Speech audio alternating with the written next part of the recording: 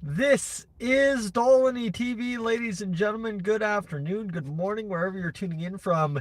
A breaking news kind of Sunday on August long weekend up here in Canada as we get set up to discuss a little bit about that Erik Karlsson trade and a lot about what it entails for the Edmonton Oilers moving forward throughout the rest of the summer and towards the NHL trade deadline, as obviously there's been a couple of things moved around across the NHL here in terms of salary, in terms of players, in terms of just how rosters are impacted that could see the Edmonton Oilers now benefit because of today's three-team trade blockbuster between the Sharks, the Penguins, and the Montreal Canadiens. So I'll explain that in a matter of moments. But friends, before we get too far, if you are new to the channel, I want you to consider hitting that subscribe button, not necessarily for the people watching live, but for the people obviously watching this after the fact. And ignore my phone if it dings off here anytime. My apologies there. Just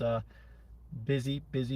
Frankie's taking care of me here, looking like I might have dinner plans tonight. But friends, as we get into it, the Edmonton Oilers obviously not involved in an Erik Karlsson trade at all. But hey, you know what? There is still a way to benefit from said Erik Karlsson trade. Jeff Petry has been moved back to the Montreal Canadiens. He's been paid his signing bonus, thus making it easy for the uh, oops, sorry, here, I'm in some people's way. I'm just in a parking lot here. Let me back up a little bit here. Sorry, my apologies, friends. Just back up a little bit for these guys. There we go. Perfect. Bingo. All right, anyway, Jeff Petry's back with the Montreal Canadiens. I think that's what I'm trying to say right there without moving my vehicle too far. But Jeff Petry back with the Montreal Canadiens. His signing bonus is paid, and secondary to that, you've got a reduced cap hit. The Penguins retain some salary on it as well. So now what you've got for a situation for the Edmonton Oilers is a right-hand shot defenseman who you've had in the system before, a guy that I think Oilers fans said we unfairly got rid of before we should have, and justifiably so.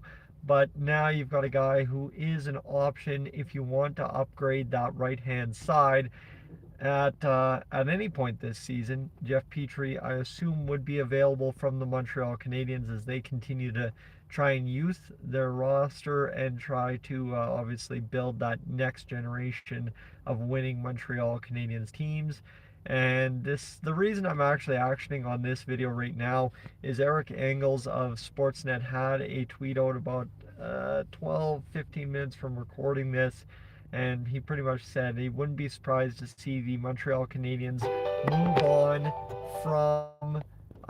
from Jeff Petry before the end of the summer. So keep that in mind. This is something that if the Oilers do end up doing this will happen sometime between now and the end of the summer or start of training camp. Jeff Petry is a guy who's only going to come in at a 2.34 cap hit. So you're talking about a guy who is honestly less now at retention, 50% retention, than a guy like, I don't know, Brett Kulak, a guy like Cody Ceci.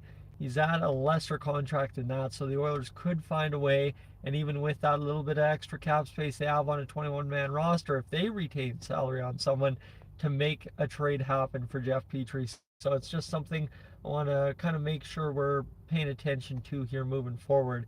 Looks like I'm being hunted down here for ignoring phone calls and stuff. So give me just a matter of moments here, friends. We'll discuss it in a little bit, but I am up on out of here.